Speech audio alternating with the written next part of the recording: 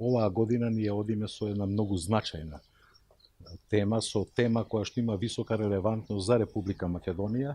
Тоа е доброто управување и владење на правото и целиот комплекс на правни реформи.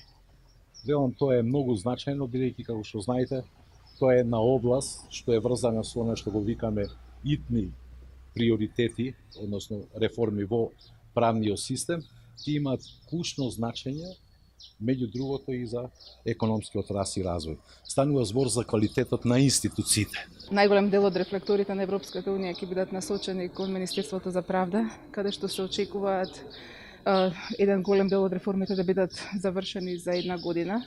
Во текот на изминатиот период веќе се формирани работни групи за определени закони кои што работат во делот на усогласување на законската регулатива. Јас сум оптимист и мислам дека ќе стигнеме да ги подготвиме во рамките на Министерството за правда. Се надевам после тоа дека ќе добиеме и консензус од сите политички партии.